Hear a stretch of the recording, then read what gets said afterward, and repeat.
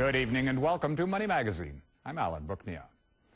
As inflation runs high along with rising oil prices, gold is seen as a safe haven investment.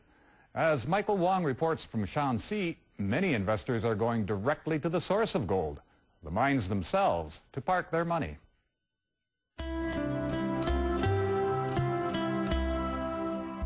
All that glitters is gold. Ornaments like these are increasingly sought after in recent times.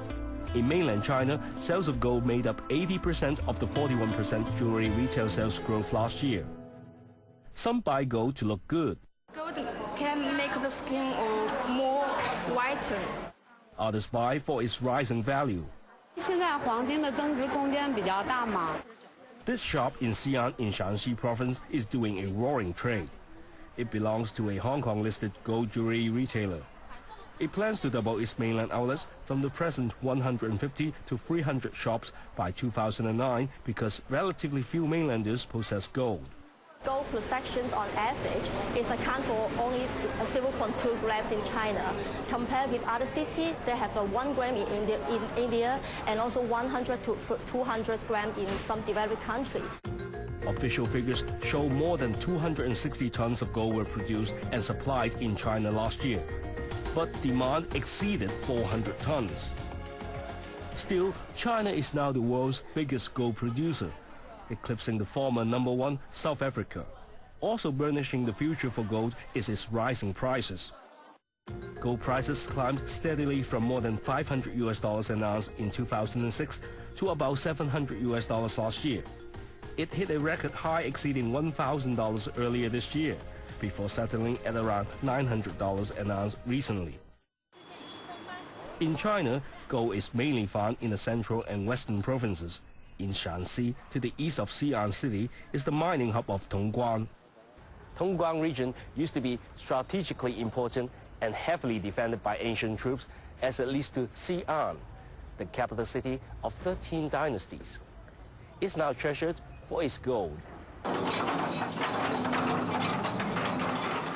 Tongguan has certainly offered golden opportunities to Hong Kong entrepreneur Robin Lee. His company recently invested more than $100 million in equipment and the rights to explore and mine for gold here. If you look at the mining technology, China is actually getting more mature. But if you look at for example, deep level mining, South Africa now is mining up to, say, 6,000 meters. And China, for gold mining, is average about 500 to 600. It's 10% of the world standard. Because gold deposits are more concentrated the deeper you go, experts believe China has a vast reserve of untapped gold. A lot of the easier gold has been mined historically.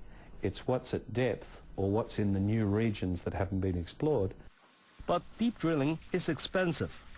Lee says the upfront cost can run up to several tens of millions of dollars before a single ounce of gold is produced. This includes expenses for the exploration of potential reserves to drilling tunnels for excavation. Still, mining in China has a higher profit margin than elsewhere. For example, in United States, in South Africa, the average cost is between 400 to 600 US dollar per ounce. In China, not talking to our particular gold mine, but we are one of the lowest. Say we're talking about 200 US dollar to 250 US dollar. Lee says China has low labor and electricity costs compared with countries such as South Africa. Rising global gold prices, Lee says, have also made the mining cost per ton relatively cheaper. In the old days, gold price is 200 US dollar, 300 US dollar. If you have 3 grams per ton, and then that can break even your cost. And now, because of the gold price gone up, 800 something, 900, and even 1 gram of gold can be break even. So the average grade of content of gold in China is relatively higher. For example, in this region, average gold content is about 5 to 6 grams.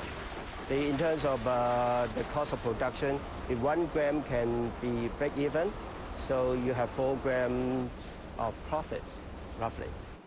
Another incentive to dig deeper now, Li says, is the imminent expiry of an agreement among central banks to slowly stock up gold. That agreement will be finished about 16, 17 months' time. And then the central bank would look at the arbitrage to leverage the risk of US dollars. 158,000 tons of gold are in circulation worldwide, but only 1/5 are stored as gold reserves by global central banks. Despite the potential spike in gold prices, you need Midas touch to be profitable investing in gold mines. One reason, a dearth of experts. Roger Walsh advises China to learn from abroad. In China, you've got some of the best trained technical people in the world.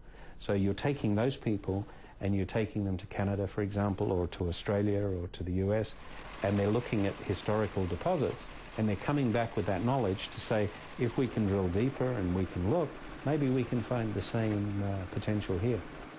Engineer Bill Chow came back from Australia to provide his expertise in Tongguan. Normally drill from 100 meters to 500 meters. We finished two, another one just, beginning. The other one is designed to drill down grade 420 meters. The machine can work